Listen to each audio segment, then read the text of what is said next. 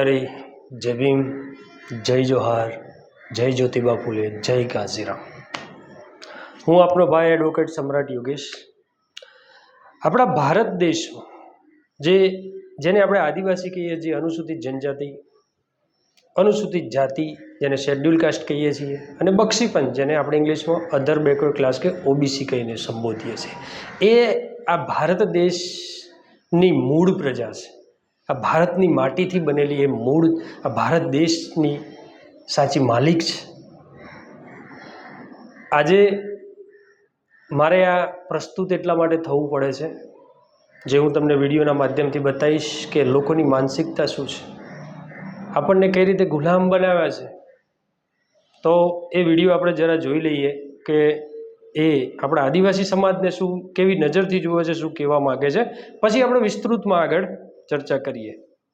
બાકી તમને બાર બનાવે છે ક્યાં ધર્મસિંહ ચૌધરીના દીકરા તુષાર ચૌધરીમાં ક્યાંય આદિવાસી પણ જોવું લાગે છે ખરું? કોઈ એંગલથી આદિવાસી દેખાય? તમે એના મકાન જુઓ, એની પ્રોપર્ટી જુઓ, એની રેણી કેણી જુઓ, એર કન્ડિશનમાં માલ મલિદા ખાઈને ઠેસડા ગલોલા જેવા થઈને ફરે છે।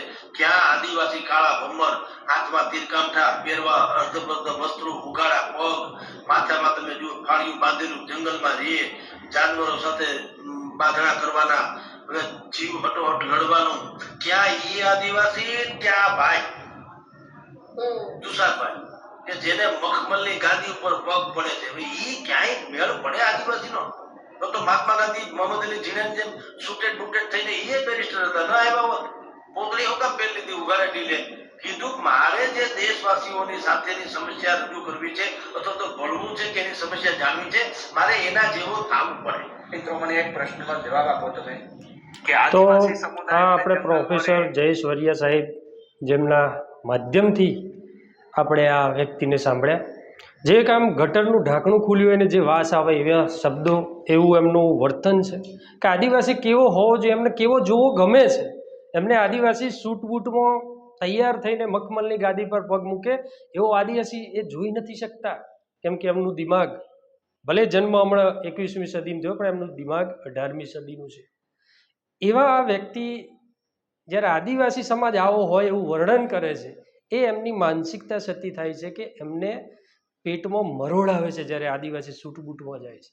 એ એમ વાત કરે છે કે મોહમ્મદ અલી જીણા ભારતથી અલગ પાકિસ્તાન માગી લીધું અને ગાંધીએ પોતિયું પહેર્યું, તો મોહમ્મદ અલી જીણા સૂટ બૂટમાં હતા એ કોણ હતા? તમારા લુહાણા જ હતા ને, એ કોઈ મુસ્લિમ તો હતા નહીં। અને ભારત દેશ અખંડ ભારત હતું, એનો ભાગ પાડ્યો છે કે વાણિયાએ, ગાંધી અને લુહાણાએ। ભારત દેશના ટુકડા જ થયા ને, કોણે કર્યા? કઈ માનસિકતા એ ટુકડા કર્યા? કેમ ભારતને અખંડ ના રાખી શક્યા? હવે રહી વાત ગાંધી પોતડીમાં આવ્યા, હવે આપણે જે ભારત દેશના એસસી એસટી ઓબીસી જે વર્ગ છે એને ગુલામી જ કરવાની, ધારો કે કોઈ વાળ કાપવાનું કામ કરતો હોય તો જે મનુવાદ જેને કહે છે, જે મનુબાબા હતા એમનું બંધારણ હતું કે તું આજીવન વાળ જ કાપવાના, તારે બીજું કોઈ કામ કરવાનું જ નહીં, તું બીજું કોઈ કામ કરવા બન્યો જ નથી, ભલે એ યુદ્ધમાં મહાન હોય, કોઈ ધંધો સારો કરી શકતો હોય, નહીં, તારે લોકોના વાળ જ કાપવાના। આ જે મનુવાદ છે, આ મનુબાબાના બંધારણ હતું, જે પેઢી દર પેઢી એ વ્યક્તિના બીજું કોઈ સ્કિલ હોય, સ્કિલની કોઈ કિંમત નથી, એ જે જાતિમાં જન્મ્યો છે એ જ કામ એને જિંદગીભર કરવાનું। આવું દરેક સમાજ જોડે કર્યું છે। કોઈ આપણે અનુસૂચિત જાતિ તો તારે મેલું જ ઉપાડવાનું, તારે દિવસમાં બપોરે બહાર નીકળવાની, રાત્રે જ નીકળવાનું, તારે ગંદકી જ સાફ કરવાની, આ થોપી દીધું તું। એવી રીતે આપણે આદિવાસી સમાજ, બક્ષીપંચ, આ તમામ સમાજ જોડે આવો અન્યાય કર્યો હતો। જે ભારત દેશમાં ડૉક્ટર બી આર આંબેડકર બાબા સાહેબે જે બંધારણ બનાવ્યું, એ બંધારણ થકી આજે ભારતનો હરેક સમાજનો હરેક વ્યક્તિ, હરેક નાગરિક પ્રકાશિત છે। એ ચાહે એ શિક્ષા મેળવીને બની શકે છે, ભારતનો રાષ્ટ્રપતિથી લઈને વડાપ્રધાન, કલેક્ટર, ઓફિસર, એ શિક્ષા મેળવીને બની શકે છે ભારતના બંધારણના કારણે। અને આજે આ જે લોકો છે જેમની માનસિકતા છે કે આજે આદિવાસી સમાજ સૂટ બૂટમાં આવે છે, જોઈ નથી શકતા, એમની આ બળતરા બોલે છે, અને જે ક્યારેય સાખી નહીં લેવાય। આદિવાસી સમાજ જાગૃત થઈ રહ્યો છે, અને એ જ્યારે ગાંધીની વાત કરે છે કે ગાંધી પોતળું પહેરીને દેશની સેવા કરવા માટે પોતળું પહેરી દીધું, જ્યારે બાબા સાહેબે સૂટ બૂટ પહેર્યો હતો, કેમ કે બાબા સાહેબે જોયું હતું કે જે પીડિત, શોષિત, ગરીબ છે સમાજ છે એ સૂટ બૂટમાં એમની કલ્પના હતી કે મારો સમાજ, મારા દેશના બહુજનો આ રીતે સૂટ બૂટમાં સમૃદ્ધ ભર્યું જીવન જીવે, નહીં કે ગરીબી, શોષિત, પીડિત રીતે. અને જ્યારે ગાંધીજી પોતળું પહેર્યું અને એ પોતે જાતિવાદ જે હતું, આ મનુવાદ જે વર્ણ વ્યવસ્થા હતી એના સમર્થક હતા. જો ગાંધી વર્ણ વ્યવસ્થાના સમર્થક હતા તો એમણે શું કામ શિક્ષા મેળવીને બેરિસ્ટર બન્યા? એમને વાણિયા હતા તો વાણિયાનું કામ કરવું હતું ને, વેપારનું. શું કામ બેરિસ્ટર બન્યા ભાઈ? જો તમે સમર્થક જ સાચા હતા તો તમારે વાણિયા રહેવું હતું, ધંધો કરવો હતો ને. અને તમે જે આ ગટરનું ઢાંકણું ખોલ્યું કે આદિવાસી આવા હોય તો તમે શું કામ બીજું બધું ધંધો? તમે જે વર્ણ વ્યવસ્થા પ્રમાણે ધંધો એ કરો ને.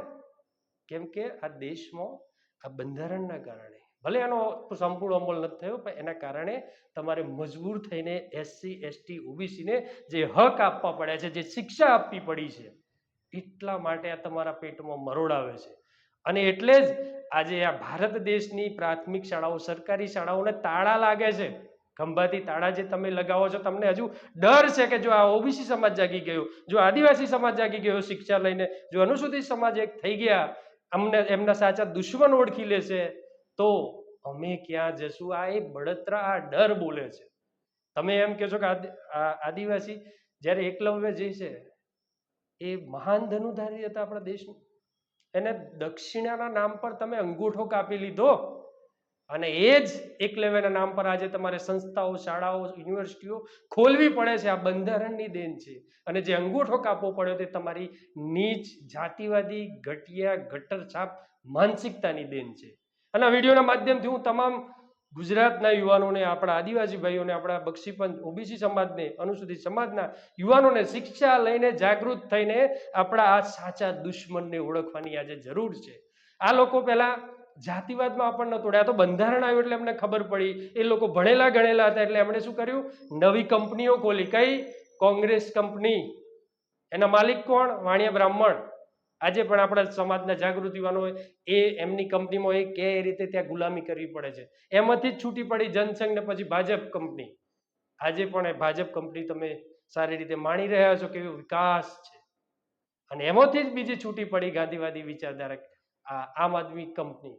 આ કંપનીઓ આ લોકોએ ખોલી છે કે આપણા જે બંધારણ પ્રમાણે આપણો હક, આપણો અધિકાર છે હવા, પાણી, ખોરાક, સુરક્ષા, સ્વાસ્થ્ય માટે, આ યોજનાઓના નામે, આ યોજનાઓના નામે ભારતના આપણા જે ટેક્સથી જે પૈસા ભેગા થાય છે, રૂપિયા, એ એમની તિજોરીઓમાં કઈ રીતે પડે ને આપણી સ્થિતિ ત્યાંની ત્યાં કઈ રીતે રહે, આ રીતે આ લોકોએ યોજના બનાવી છે. આપણે જાગૃત થવું પડશે. અને આ ભારત દેશમાં બાબા સાહેબ પછી માન્યવર કાશીરામ સાહેબ જાગૃત થયા અને આપણે બીએસપી પાર્ટી બનાવી, બહુજન સમાજની, એસટી, એસસી, ઓબીસીની, અને એનું પરિણામ પણ આપ્યું છે.